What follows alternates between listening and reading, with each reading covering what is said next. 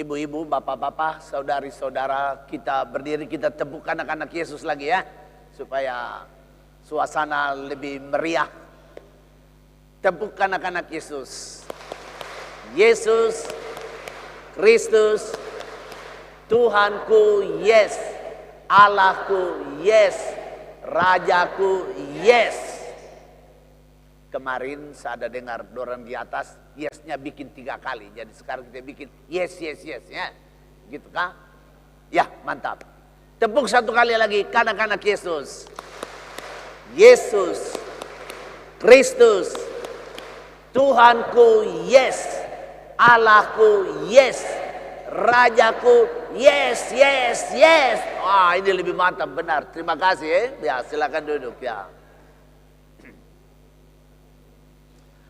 Ibu-ibu, bapak-bapak, saudari-saudara seiman, cerita dalam Injil hari ini panjang sekali yang dibaca oleh Pastor Nofli, tetapi intinya adalah Tuhan ramas-ramas dia punya bibir, mulut, supaya air liur keluar.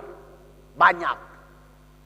Dia ambil tanah, dia basahin tanah dengan dia punya air liur, lalu dia bedak mata dari orang buta itu. Dia bilang, pergi basuh engkau punya diri di kolam Siloam. Pada waktu itulah orang buta itu melihat. Ibu bapak, saudara-saudari, apa yang dimaksud dengan perbuatan Yesus seperti dukun-dukun kita di sini, pakai akar-akar, pakai daun-daun, sampai kadang-kadang di sini orang bilang itu orang swangi, iya tuh. Karena dia pakai akar, dia pakai daun, dia swangi, dia orang terbang-terbang. Apakah Tuhan seperti begitu? Tidak. Tuhan kita Yesus, dia sangat menyadari sumber daya yang dia punya. Sumber daya yang Tuhan punya adalah dia ilahi, orang surga yang maha kuasa, tetapi juga dia manusia. Maka alam semesta dengan isinya adalah sumber daya yang dia punya. Dengan sumber daya itulah dia pakai untuk menolong manusia. Kita lihat contoh. Waktu Israel menyeberang Laut Merah, tentara Mesir kejar. Israel pada takut. Aduh, ini bagaimana? Apa sumber daya yang ada pada waktu itu? Tuhan bilang kepada Musa, kau punya tongkat itu untuk apa? Ulurkan tongkatmu ke laut. Laut akan kering. Sumber daya yang ada pada waktu itu tongkat Musa, pakai untuk menyelamatkan orang. Satu kali lagi Tuhan menghadiri piknik besar, banyak orang. Mereka mendengar dia mengajar sampai mereka lapar, tidak ada makanan. Dia tanya, kamu punya apa?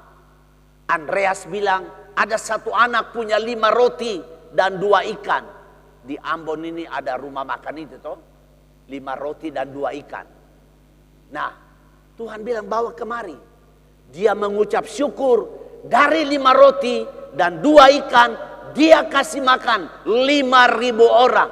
Sumber daya yang ada pada waktu itu adalah 5 roti dan 2 ikan. Nah, pada orang buta dalam Injil Yohanes hari ini, sumber daya yang ada pada waktu itu air liurnya. Air liur itu dia pakai campur dengan tanah. Dia bikin jadi dempul. Dempul sakti. Lumpur mujizat. Bedak mata orang buta itu. Maka dia melihat. Tuhan Yesus sangat sadar sumber dayanya yang ada pada dia. Sebagai yang maha kuasa. Tetapi juga dia sungguh manusia. Yang kedua, kehadiran Tuhan Yesus di mana saja Tuhan hadir selalu ada perubahan. Dia hadir pada pesta nikah di Kana, anggur habis, terjadilah perubahan. Dari air 6 tempayan, dia ubah menjadi anggur yang paling enak. Dia hadir di rumah duka 4 hari, laki-laki sudah mati. Kehadiran Yesus membawa perubahan. Lazarus hidup kembali. Kehadiran Yesus di hadapan orang buta itu membawa perubahan. Dari tadi matanya buta sejak lahir, kehadiran Yesus membuat matanya terang kembali.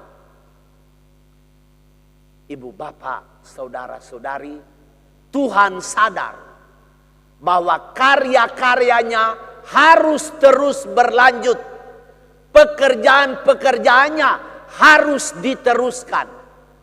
Oleh karena itu, dia melatih orang-orang terdekatnya, para rasul.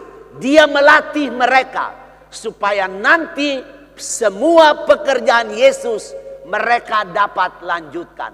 Maka dia mengajar para murid. Dia memberi mereka motivasi. Dan dia mendemonstrasi apapun yang bisa buat, yaitu mujizat-mujizat. Dan karena dia melatih murid-muridnya, hari ini dalam bacaan pertama Kisah Para Rasul, kita lihat apa yang Petrus dan Yohanes buat kepada orang lumpuh di depan pintu bait Allah. Kata Petrus, saya tidak punya uang, saya tidak punya emas, tetapi apa yang ada padaku. Nah, ini ajaran dari gurunya, demonstrasi dari gurunya. Yang ada pada saya beri kepada engkau. Apa yang ada pada Petrus? Nama dari orang itu, nama dari dokter itu, nama dari tabib itu kenangan yang ada pada Petrus, kenangan yang hidup. Dan Petrus berkata, atas nama Yesus jalanlah. Dan orang lumpuh itu berjalan. Ibu bapak, coba kita lihat. Sumber daya Tuhan sungguh-sungguh sadar. Di mana dia hadir selalu ada perubahan. Dia didik, dia punya murid-murid supaya melakukan hal-hal yang sama seperti dia buat. Maka Petrus dan Yohanes menyembuhkan orang lumpuh itu. Bagaimana dengan kita pada zaman ini? Apakah gereja, apakah para imam juga berbuat yang sama? Ibu bapak, kita punya 7 sakramen dalam gereja. Sumber daya yang dipakai dalam ekaristi itu apa? Tepung, roti, anggur. Tetapi itulah menjadi tubuh dan darah Tuhan. Dan itulah sumber daya yang Tuhan pakai melalui gereja. Supaya kita semua ada bekal jalan sampai ke rumah Bapa. Tiap-tiap kali orang sakit di rumah sakit, kita telepon pastor. Pastor datang kasih minyak suci dulu kah? Ibu bapak tahu minyak suci itu dari minyak apa? Dari minyak zaitun. Tiap-tiap hari Kamis putih, tiap tahun bapak-bapak uskup memberkati minyak itu. Yang akan dipakai mengoles orang-orang sakit. Sumber daya yang ada pada kita dipakai untuk menolong orang sakit. Menguatkan orang sakit. Kalau kita punya dosa, kita merasa tidak enak, hati kita terganggu. Mana sumber daya? Manusia. Pastor diurapi supaya atas nama Allah dia memberi damai kepada orang yang gelisah karena dosa-dosanya. Sakramen pengampunan. sumber daya yang Tuhan pakai untuk meneruskan karya-karya penyelamatannya.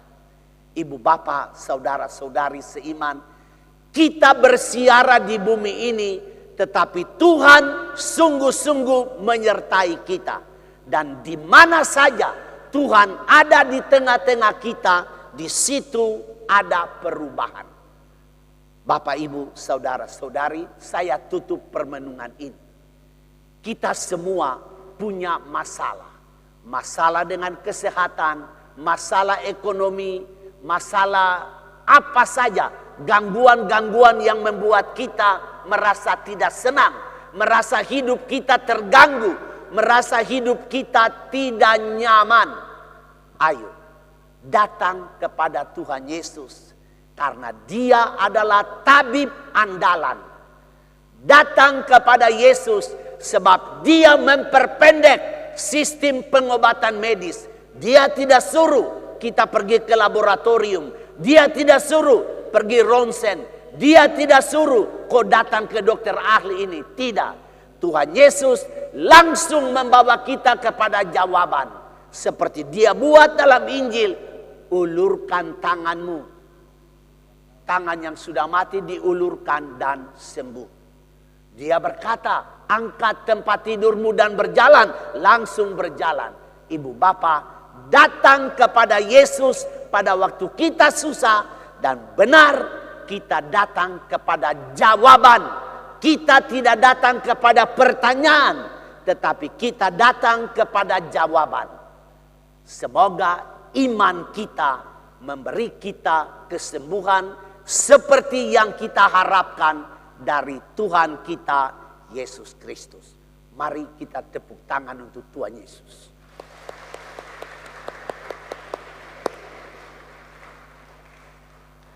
Kalau kamu susah, cari Tuhan Yesus. Panggil Dia punya nama. Yesus, Yesus, Yesus, Putra Allah yang hidup, kasihanilah aku. Putra Allah yang hidup, sembuhkanlah aku. Putra Allah yang hidup, ampunilah aku. Putra Allah yang hidup, buat aku kuat dan sehat kembali. Dia akan menjawab doa-doamu asal ada iman di kamu punya hati. Amin.